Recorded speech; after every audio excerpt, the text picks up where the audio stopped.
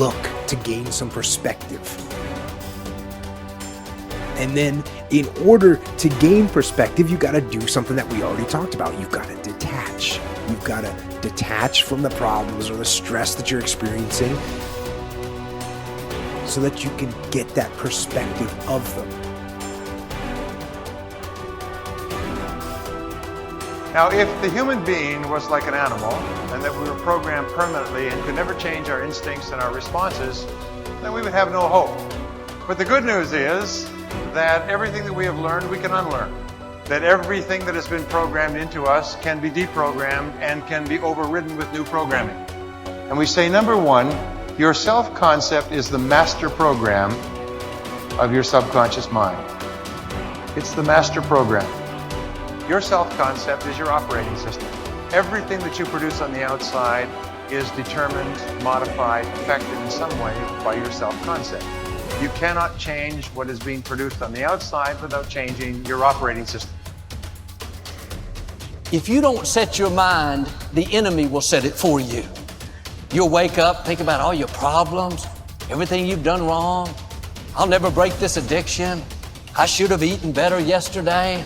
I can't believe that coworker was rude to me. Don't start the day off negative.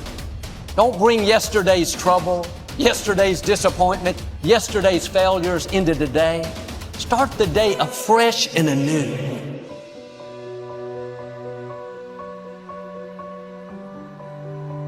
I can remember being trapped inside of a negative environment that wouldn't allow me to dream, to the point that I had to set my mind free, to the point that I now dream so big, dream about me.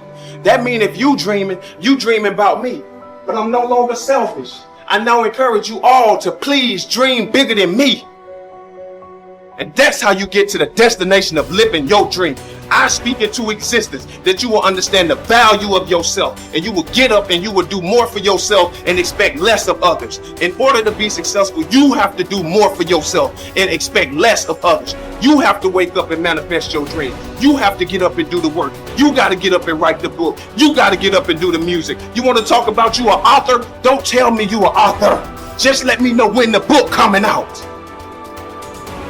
You got to hear it. You can't make a difference until you make a decision. So, for real, some of you, man, you keep crying. You complaining about your job. You complaining about where you are financially. You complaining about your relationship. You complaining about your opportunities. You complaining. Listen to me. You murmuring and complaining. You complaining. Shut up. Stop complaining and do me a favor. If you want to make a difference, all you got to do is one thing. This is how you get started. You want something different? Listen to me. All you got to do is make a decision. That's it. And for those of you who've been making the wrong decision, all you got to do is make the right decision. But if you want to make a difference, make a decision. Are you hearing what I'm telling you? What I'm trying to do for you to take you to that next level is I'm trying to give you control of your life back. It is the animal that can change the fastest to a changing environment that becomes the most dominant species the world has ever seen. It is our very nature to change. Because if you want to do something extraordinary, you have one job. Leave your fellow humans in awe. The webs we create around ourselves need to be unwound. If you have ever untangled a ball of string, you know that yanking and pulling only makes it worse. Be gentle and patient with yourself as you untangle your own mental knots. Get help if you need it. Above all, love yourself in the process. The willingness to let go of the old is the key.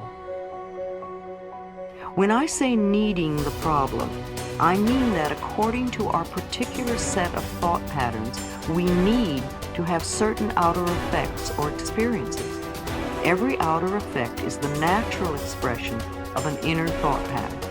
And to battle only the outer effect or symptom is wasted energy and often increases the problem. I am unworthy creates procrastination. If one of my inner belief systems or thought patterns is, I am unworthy, then one of my outer effects will probably be procrastination. After all, Procrastination is one way to keep us from getting where we say we want to go. Most people who procrastinate will spend a lot of time and energy berating themselves for procrastinating. They will call themselves lazy and generally will make themselves out to feel they are a bad person. Resentment of another's good. I had a client who loved attention and usually came to class late so he could create a stir. He had been the baby of 18 children, and he came last on the list of getting. As a child, he watched everyone else have, while he just longed for his own. Even now, when someone had good fortune, he would not rejoice with them. Instead, he would say, "Oh, I wish I had that," or "Why don't I ever get that?" His resentment of their good was a barrier to his own growth and change. Self-worth opens many doors. A client who was 79 came to me. She taught singing, and several of her students were making television commercials. She wanted to do this, but was afraid. I supported her totally and explained, "There is nobody like you. Just be yourself." I said, "Do it for the fun of it.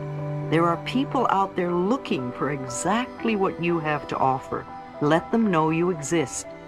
She called several agents and casting directors and said, "I'm a senior citizen and I want to do commercials."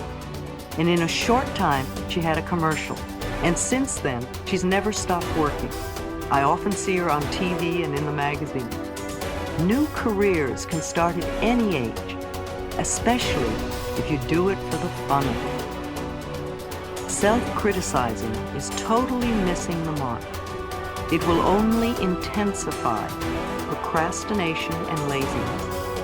The place to put the mental energy is into releasing the old and creating a new thought pattern. Say, "I am willing to release the need to be unworthy. I am worthy of the very best in life, and I now lovingly allow myself to accept it."